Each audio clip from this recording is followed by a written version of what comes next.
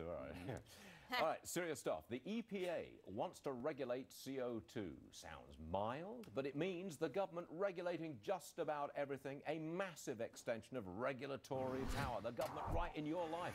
Here's Tom Borelli from the National Center for Public Policy Research. Tom, is my premise correct that they are regulating CO2s, the EPA is doing this, and it really does mean massive regulation of everything? Well, they have started the process. They have a rulemaking, and they're going to be regulating almost everything that has to do with carbon dioxide emissions, other greenhouse gas emissions. And there's a vote today, I believe, in the Senate. Correct. To stop them going forward. Right. The vote is likely to fail, so they will go forward with massive regulation. Well, actually, the vote is going to be very close, but if they only need 51 votes, there's about 3 or 4 votes short at this point.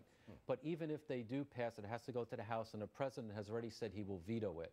So we're not going to get this huge regulation of everything by the EPA.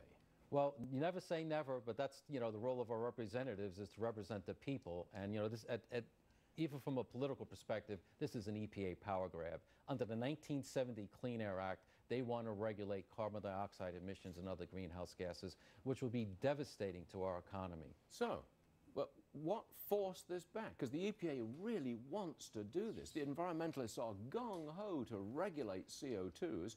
How come they are likely to fail?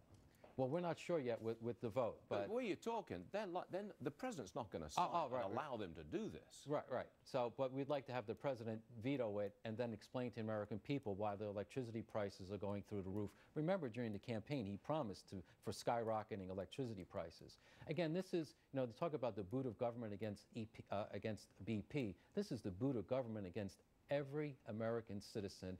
If the CO2 regulations go through, it's going to lead to massive costs in government. Well, let's be clear here. If it goes through, they would be regulating all manufacturing. All manufacturing. Retailing, all buildings, period. Private houses. Could go to private houses. Transportation. Could go to schools, could go to big private. You'd have to go to the EPA for permission to get a permit. And the permitting cost has been estimated to be at least $15 billion.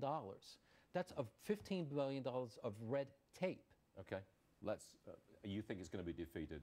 You are hoping it's going to be defeated. I hope Congress steps up and starts to push back and represent the American people. Tom Borelli, thanks for joining us. We appreciate it. Keep us in touch with this one. Absolutely. All right, let's look at